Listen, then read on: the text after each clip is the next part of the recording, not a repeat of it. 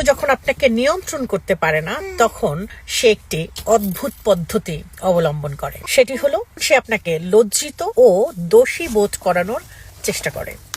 পারিবারিক কুশিক্ষাটা এমন একটি জঘন্য ব্যাপার যেটার প্রভাব একটা মানুষ সারা জীবন বহন করে। আপনি যতই তাকে সুশিক্ষা দেওয়ার চেষ্টা করেন না কেন, যতই বদলানোর চেষ্টা করেন না কেন, সে চাইলেই হুট করে নিজেকে বদলাতে পারবে না। কারণ সে ছোটবেলা থেকে এটার মধ্যে দিয়েই বড় হয়েছে, তার মধ্যে এই শিক্ষাটা ইনপুট করা হয়েছে।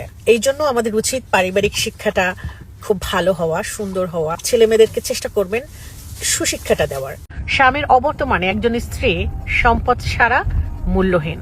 তার জীবনটা যে কতটা কষ্টের, কতটা বেদনার, সেটা শুধুমাত্র ওই নারীটিই জানে যার স্বামী নেই এবং হাতে অঢেল সম্পদও নেই। তো এই জন্য বলবো ভাইয়াদেরকে যে বউদের জন্য কিছু একটা করার, বা মানুষ মরণশীল, কার কখন মৃত্যু হবে আমরা কেউ জানি না।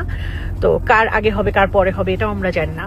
তো সব সময় চেষ্টা করবেন যে একজন স্ত্রী চলে গেলে হয়তো ওই স্বামীর কিছু হবে না, বা সে হয়তো কিছুদিন পর ভুলে যাবে, স্বাভাবিক জীবনে ফিরে আসবে।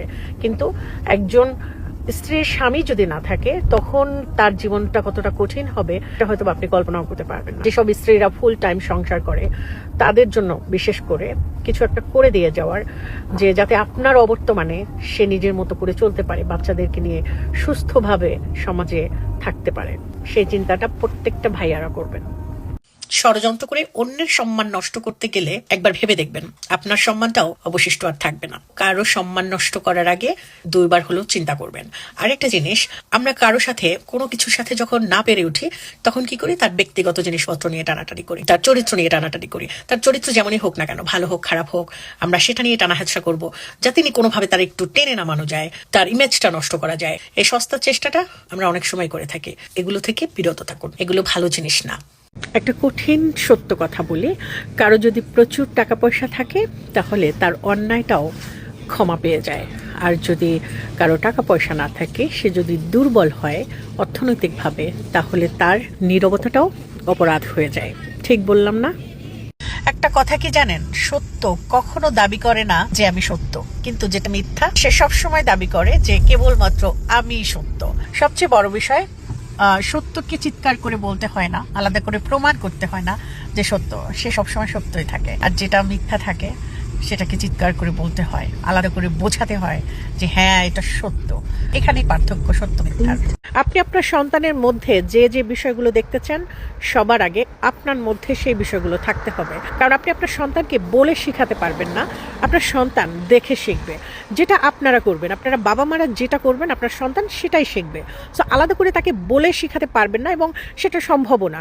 বরং সে সেটা বেশি আয়ত্ত করবে যেটা আপনারা করছেন।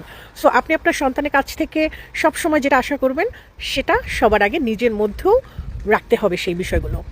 সম্পর্ক এমন একটা জিনিস যেটার মধ্যে একবার দূরত্ব তৈরি হলে সেটার আগের জায়গায় কখনো ফিরে আসে না। যাতে দূরত্বটা তৈরি না হয়, তৈরি না হওয়ার জন্য যে যে ধরনের যত্ন নেওয়া উচিত একটা সম্পর্কে, আমার মনে হয় প্রত্যেকেরই সে বিষয়ে আগে থেকে সচেতন হওয়া উচিত, যাতে সম্পর্কের মাঝে ওই দূরত্বটা তৈরি না হয়, ওই চিটটা না ধরে। কারণ একবার যদি সম্পর্কটা চলে আসে, তাহলে আর আগের জায়গায় নেওয়াটা খুবই ডিফিকাল্ট এবং বলতে গেলে অসম্ভব।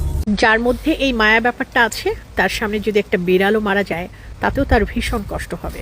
আর যার মধ্যে এই মায়া ব্যাপারটা নেই, তার পক্ষে অন্য একটা মানুষকে কষ্ট দেওয়া, তার চোখের সামনে একজন মানুষ তিলে তিলে শেষ হয়ে যাওয়া, এটা তার কাছে কোনো ব্যাপারই না। ইভেন কোনো মানুষকে মেরে ফেলার মতো ষড়যন্ত্র তার পক্ষে সম্ভব, যার মধ্যে এই মায়া ব্যাপারটা নেই। আরেকটা ব্যাপার কি, মানুষ মাত্রই মায়া, যে কিনা মানুষ, তার মধ্যে অবশ্যই মায়া থাকবে। আর যার মধ্যে এটা নেই, তাকে তো আর মানুষ বলা যায় না।